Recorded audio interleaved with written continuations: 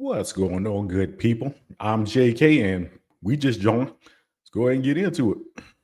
If y'all haven't noticed, these men are becoming more healed by the hour, by the day, by the workout, by the healthy meal, by the meditation.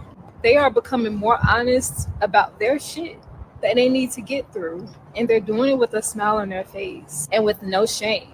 Ugh, that is so attractive. They are doing it with or without a woman. But ladies, just because you still have contact with an ex, don't think you can get him back so easily, because if you're not doing the same type of internal work as him, oh, believe me, honey, one of us good ones are going to take him. Oops, guess y'all heard that.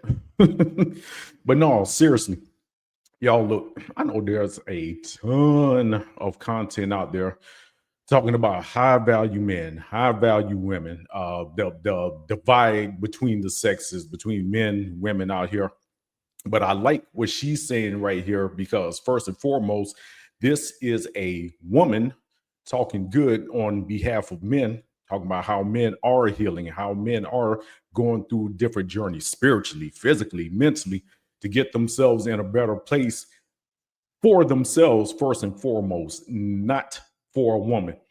And as a single man, I would also advise to my fellow brothers out there, she is absolutely right. Whatever improvements you are making to and for your life, do it first and foremost for yourself. Do it second and foremost for God, okay, the creator, because he created us to want to be healed, whole, delivered in every area. Then at the end of that, do it so that you can find a suitable female, because again, the creator also desires for us to, let's say, live out our earthly fleshly desires and urges and to reproduce within the confines of healthy marriage, healthy stable house homes and relationships. So first and foremost, shout out to this lady right here for showing some love to the bros. And then shout out to all the bros out there. Hey, keep rocking, keep building yourself, keep improving yourself in every area of your lives. And just pray and look to God to be with you every step of the way. All right, cool. Next. Got people now that's still stuck Okay, why are people so loyal to the church? Oh boy, it's going to be a good one. in these churches, still giving their money, still faithful, still loyal. When you need something from the church, they ain't got shit to give you. And I've been through this all my life. I'm telling you, my mama was a pastor. I grew up through this shit, went through it, went through the abuse, the mental abuse, enslaved in my mind. I went through the anxiety. I went through, you know what I mean? I'm going to hell. I ain't doing that shit no more. That doesn't profit me. It's so hard. Okay, y'all know what? First and foremost, let's just go ahead and get this out of the way. This is not every congregation or every ministry out there. But having said that, I too have been a part of a congregation where I know exactly what she is talking about. Faithful in every conceivable fashion of that word. Okay. And when I got down bad one time and needed help, I'm talking about somebody, okay, before I knew any better, okay, I'm paying tithes after Sunday school. I'm paying tithes and offering during service. And this is every single week. I'm only being paid bi-weekly now, but still making sure to set that money aside every single week, all right, for years. The one time I needed help with a $40, can't remember if it was a electricity bill or a water bill, went to my deacon, and the response I got back was, okay, we'll have to bring it up at the next board meeting. And I'm like, oh, wait a minute, is it what? Bring it up at the next board meeting? Funny, because I notice every Sunday before you all pass that collection plate around multiple times, y'all don't have board meetings to discuss doing that. Okay. And then, all right, always misreading and misquoting that scripture from Malachi chapter 3 about tithes and offerings, which has nothing to do with the lay people. It's all about the leadership, but that's a whole different discussion. But anyway, so Yeah, I understand what she means. And on top of that, outside of myself, I've had conversations with other believers about whatever ministry they attended. It was the exact same thing, faithfully putting all that money into that particular ministry and organization. But as soon as they needed help with something, it was just another bullet point on the next board meeting and finance meeting they were going to have. So yeah, that type of stuff is ridiculous.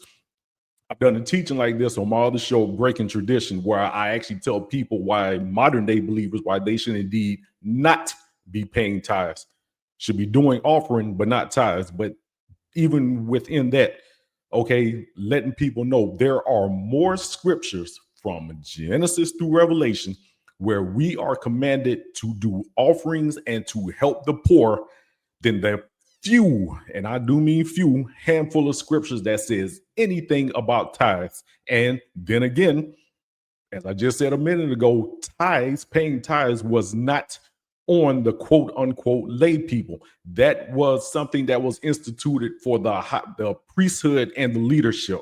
Okay, let's go and continue on. To shake that though, like It is hard to shake that. Also hard to shake. Okay, she's absolutely right. Once I disconnected from the religion of Christianity, not God, not Jesus, the religion of Christianity, and stopped regularly attending one of these ministries, that they're absolutely right. I don't know anybody who's also done the same thing, who it wasn't a struggle for them and it wasn't hard for them at first to kind of break out of that mode and that routine about getting up every Sunday morning and going to one of these places. So again, completely agree with her. Like that indoctrination though. Absolutely. Because, It's the indoctrination that's got us shook. Or these ladies right here are cooking with gas right now, because they are absolutely right. Christianity, which is one of the many things that led me away from that. Different denominations have their own laws, rules, bylaws, and quote unquote church doctrines. And when you follow the doctrine of something, you become indoctrinated. That's where the word comes from. God never called for any of his followers or his believers to become indoctrinated. yeah, and they think we crazy. It's the indoctrination that's got us shook. Here they go. I be like, And if they ain't listening, and guess what? They stuck. I'm like, most of y'all are going off of a book that someone forced you to read. Right. You didn't ask no questions. Right. If you did, your family, your mama, your daddy, whoever judged you and told you it's abomination to question about. Yeah. I got people now that see, yeah, the whole it's an abomination to question the church leadership, or you're not supposed to ever question the church leadership. They are absolutely right. Part of the indoctrination / brainwashing process with this organized Christian religion. Absolutely right. To which I now counter and teach people, there are multiple times in the Bible where we see that people question God the Father and they question his son, Jesus the Christ. And you know what? Neither one of them ever gave the instruction or the command that people weren't to question them, or they weren't to question whatever quote unquote spiritual or religious leader they put over them. Matter of fact, it was just the opposite.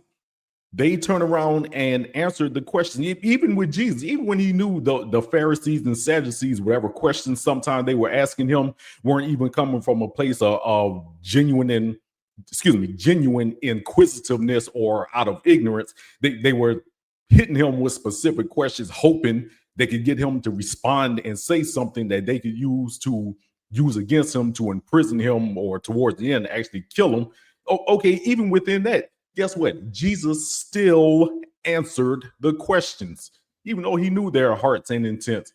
So yes, this whole mess that we're not supposed to ever question anything from any church leadership, that is a lie straight from the devil himself. Okay, so anything you want to pray and question, if you're caught up in a situation like this, pray and question God about the exit strategy. Okay, how he can get you up out of that mess so that you can fully be used by him, build a closer relationship with him. So any questions you have about this spiritual walk can and will be truthfully answered. So once again, I'm rocking with this lady. I'm right there with you, ladies. I've been through it myself, so I know what y'all been through. Next. Apparently stands Apparently staying to yourself and not bothering people bothers people. Boy, you ain't never lied. to yourself and not bothering people bothers people. But that's how you know who is benefiting from your chaos. Because the moment you get quiet and start protecting your energy and start minding your own business, they start saying you changed. No, I just healed. I outgrew explaining myself. See, some people don't want peace. They just want access. They want the old version of you that tolerated everything. When you stop answering, stop showing up, stop feeding what drains you, they get offended. Because your boundaries exposed their intentions. You're not being distant. You're just disciplined. You're not acting funny. You're just finally protecting what God gave you. And to be honest, peace will always irritate people who live in dysfunction. So let them talk. You're not being weird. You're being smart. Because the version of you that used to entertain nonsense, it doesn't live here anymore. Absolutely correct. And again, as a person who general nature, general personality is more introverted than extroverted, kind of always been like that. When I was younger, because of the types of people I hung around with who were more extroverted, I always wanted to go out to the parties. I always wanted to go to the mall. Always wanting to go to the club. Most of the time I forced myself to do those things, but a lot of times I really didn't enjoy it because, again, my general personality is I've never really been comfortable around crowds like that or being out doing, as they say, all the things just because other people in my age group were doing them. But she's absolutely right. If you do those things and then for whatever reason, the mental, physical, spiritual change in your life happens. And when you get invited out and tell people, yeah, you know what, not really into doing that anymore. Okay, you start getting all types of stuff lobbed your way. Oh, you done flipped. Oh, you done changed. If you become a believer in then maybe not even God, but even some other deity or some spiritual practice, oh, you're brainwashed. Oh, you're a Bible thumper. Oh, you're this, that, and this. A lot of times people don't really encourage or really embrace any type of change you've had, especially if it's some positive change.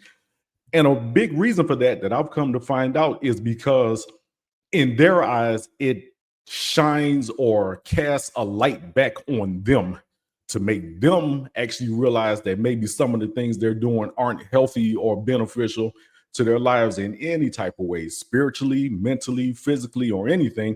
And then, okay, a lot of times it just boils right back down to that old saying, misery loves company. So when you decide, look, I'm not going to be spiritually miserable anymore. I'm not going to be mentally miserable anymore. I'm not going to be financially miserable anymore, or what have you, whatever it is. Yeah, a lot of people that will really bring to light and bring to the surface who's really for you and who's really against you.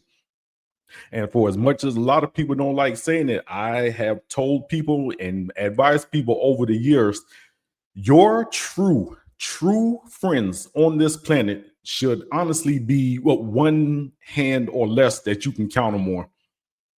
If you make some claim that you have tons and bunches of friends, no, you don't. Maybe in your mind, you think that. When it comes down time for the rubber to meet the road, so to speak, you will find out real fast who is truly a genuine friend of yours. And don't include this social media definition of friends, because again, those aren't your real friends. These are a bunch of faceless strangers.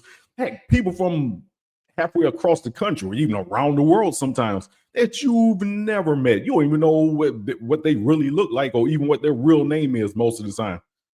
So how and why would they be your friend? Okay.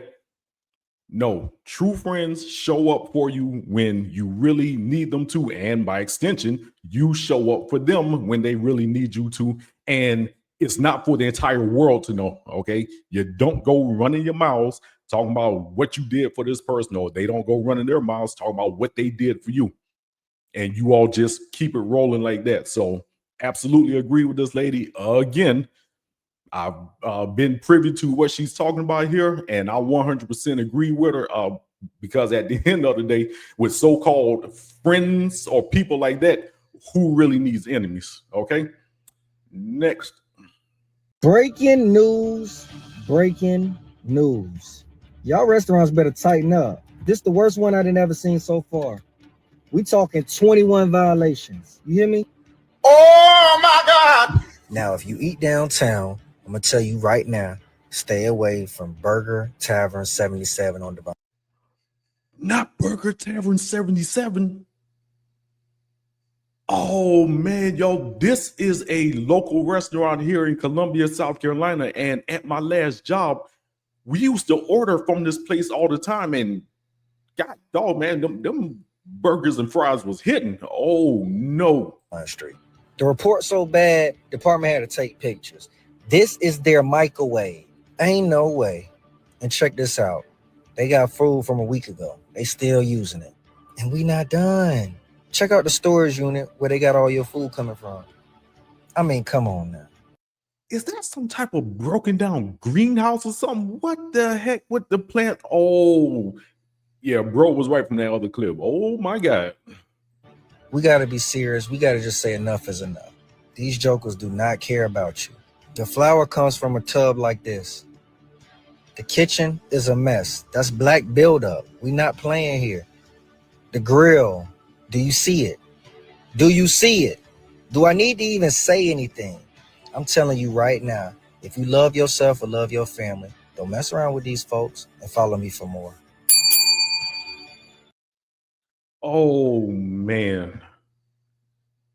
Oh, well, on the plus side, I can say that the times that I did eat from this place, thank God in heaven that I never got sick or never got any food poisoning. Okay, and that now I guess I see what goes in that special sauce they use on them tavern burgers. A shame, a shame. But hey, it's just like you said, y'all. A lot of times in these restaurants, we do not know what's really going on behind the scenes. Okay, behind them 2-way flip doors that you see the employees walk through and come out of. Again, I wouldn't think a place like this, well, I should say, who had high ratings, okay, on our local Google and Yelp reviews, if more people have seen this, then that rating's probably gone down. But oh my goodness, that is absolutely horrible. Which, again, hey, look, I understand not every person out there is a believer. Okay, hey, I know that it is just the truth of the matter. But stuff like this, whether I go to a restaurant or whether it's food that I buy and prepare myself at home, before one bite of it goes into my mouth, that is why I always pray God's blessing over it to sanctify, anoint it, and remove anything harmful or dangerous, because I don't know if the conditions that food was packaged or prepared in was like the mess we just saw in this video. So, oh man. Well, this video was from roughly about a little over a month ago. So hopefully with these violations that were levied down from the health department, and I'm sure OSHA got a hold of this, they turned stuff around and cleaned up their act. But I can definitely promise y'all, for this fella right here, I won't be eating at Burger Tavern 77 anymore. Okay, all the prayers in the world, because there is also scripture when the devil was trying to tempt Jesus after Jesus is 40 days in the wilderness. Jesus told him, it is written, thou shalt not tempt the Lord thy God. So having had this information revealed to me, I won't be tempting the Lord my God neither. All right, no matter how good them burgers and seasoned fries are. Man, another one bites the dust. Okay, next. Bro, black people post stuff like this all the time, and this shit pisses me off. Like, why would you get on the internet and say this with your whole chest? Because if the roles were reversed, oh my God, everybody would be in uproar. Like, why do you keep expecting white people to apologize for something that they didn't do? Black people are arrested for 50% of the murders in the United States, and you don't see me out here apologizing for something that I didn't do. So why do white people gotta apologize for stuff that they didn't do? You know what? And at this point, I am in 1000% agreement with this woman. Because whenever I do come across black people who say that stupid type mess, that it's the responsibility of all modern day white people to apologize for slavery, I'm like, why should they have to apologize for something they took no active participation in?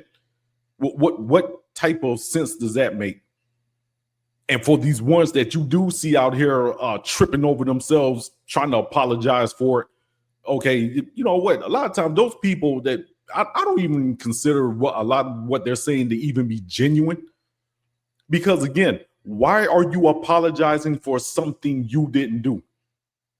Furthermore, on top of that, okay, if you're a white person, do you have proof that any of your ancestors even participated in any aspects of slavery before you start tripping over yourselves to apologize? A lot of times they're just doing it to try to make themselves look good to people as a whole, but definitely within their own little circles and groups of one of these self-centered narcissistic type action. Like, hey, look at me, look how good a person I am. I'm apologizing for my ancestors that I'm not even sure participated in slavery. And again, why is it just white people who have to do this? And like she said, if the situation was reversed, the shoe was on the other foot, people would be freaking. Yeah, let this had been a white person making that post right there or doing this video and saying, well, you know what? How can we even be cool with black people? Why should we listen to anything they say about slavery? Because if you go back and actually read and study history, you find out that there was actually African tribes who helped facilitate and participated in the slave trade. Should all black people apologize for the part they played in slavery? Yeah, you never hear that part of the story. As well as you shouldn't, because those of us sitting right here on the dawn of 2026 have absolutely nothing to apologize for. Just like white people have absolutely nothing to apologize for unless they actively are doing it right now. What are you apologizing for? Okay. If anything, the purpose of history is for us to learn about the mistakes of people in the past, and not just within our own respective ethnic group. No, to learn the mistakes, period, so that we can strive not to make the same ones.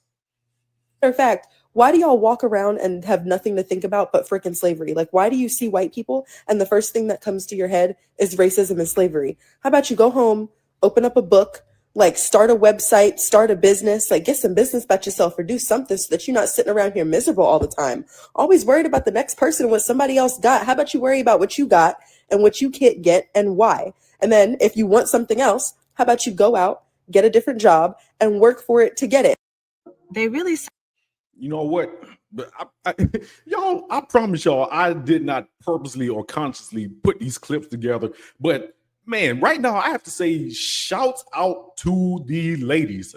I just now realized all the clips I've used so far are all ladies, and they are all firing on all cylinders with what they're saying. Absolutely correct. You all have let people, a combination of different people, different ethnic groups, including some blacks, put this boogeyman in you all's head that every modern white person, or more specifically white men, walking around right now, their only intentions and the only thing they think about are how to grape all minority women, or how to kill all minority men, or at the very least how to imprison all minority men, especially black men. And y'all don't realize the hypocrisy, the rank hypocrisy in what you're saying or doing because you record these videos with all the freedoms afforded to you in the world. You're sitting in your nice homes. You're sitting in at your nice universities. You're wearing whatever clothes you want, and usually it's high-end, high-dollar clothes. Okay, you got to choose what university you wanted to go to. If you're in university, then that means you had to have gotten the basic K through 12 education and passed, entrance exams and SATs to be able to attend that university. So you were afforded an education. You can start your own businesses now anywhere that you please. You can go to work in any career field or area anywhere that you please these days. So please, for those of y'all like the one she's talking about, please tell me, where does all this modern day oppression of Black people and this modern day slavery of Black people exist? And when you start talking to people like this, it's always when we were in slavery or when we were under Jim Crow. Well, first of all, you look darn good for somebody who's over 100 years old, because that's how long ago slavery ended. Jim Crow ended late 60s, mid to late 60s. So again, you're looking darn good for somebody your age. Since you want to include yourself in those numbers. Oh, what's that? You're some 18-year-old, 20, 24-year-old kid. Oh, then you really need to keep your mouth shut. Because what you really are, if you would stop and think about it and stop letting certain people in society fill your head with this dumb crap, you are the result of those slaves and those people who went through, and some sadly, unfortunately, who died during Jim Crow era. Okay, you are the fulfillment of their prayers, their hopes, and their dreams. And what I mean by that is, again, what I said a few minutes ago, you now have the opportunities and the abilities to get the education that these people were denied, to choose where you work at where these people were denied, to start businesses where these people were denied, to get out here on public forums, mostly social media, and speak your mind and say whatever you want to say against these people without any fear of being lynched most of the time. Because, hey, like I always say, bigotry and racism have not gone anywhere, and they will not go anywhere. But for the most part, no fear of lynching, no fear of being shot, no fear of being put in prisons, none of that stuff en masse like what took place during Jim Crow. And the last I want to say is, again, back to the point of white people, because yes, I have white relatives, I have white friends, I have white associates, and I will continue to have them. And I don't have to explain myself to anybody. These are people who I've actually worked with, talked with, played with their kids, eaten in their homes. They've trained me. They've helped me on jobs, all these things. I'm not about to start flipping out on all white people, especially for something which, again, these people had no hand and no part in. So I want to ask for the blacks and other people out there who think that all white people need to apologize. Would that also include the white people who marched for civil rights for black people? Would that include them who didn't have to take parts in any of that? They were good to go for the most part, but who also lost their lives, or at the very least disowned by family members and friends, fired from jobs, kicked out of their communities? Would that include them? Do they also have to apologize as well for marching for the end of segregation, for marching for equal rights for black people? Would they also have to apologize? Yeah, exactly. Next.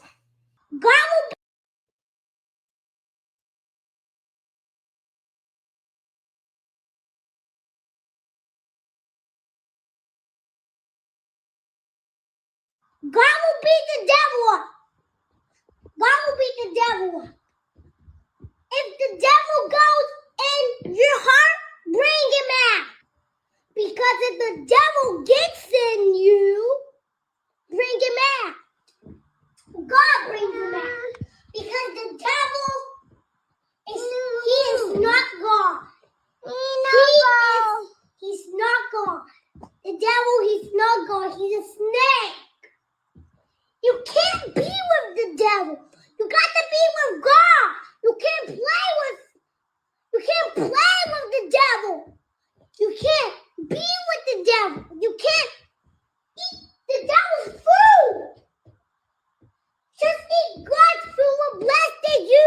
So say it with me. Back up, devil. Back up, devil. Back up, devil. Back up, devil. Say it like you mean it. Back up, devil. Back up, devil. Say it like you know it. Back up, devil. Back up, devil. Give me the God will be. Hey, you know what?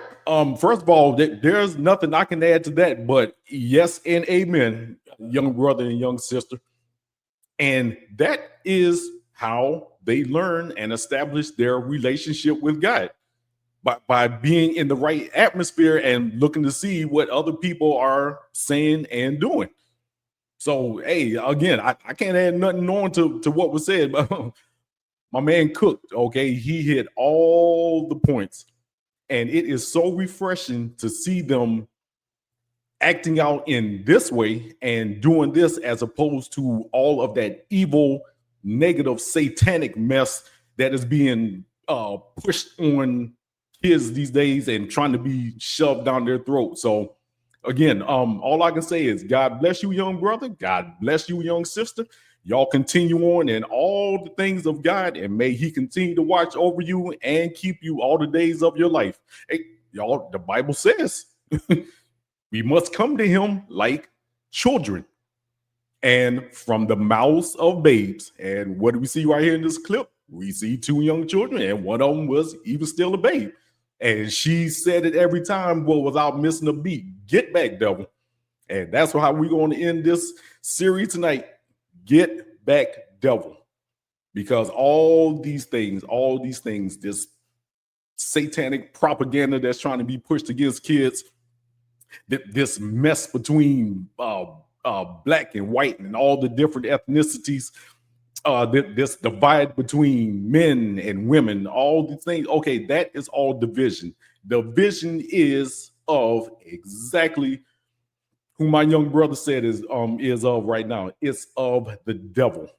It is all of the devil. So y'all, we better do just like they instructed us to do and tell the devil to get back, get all the way back.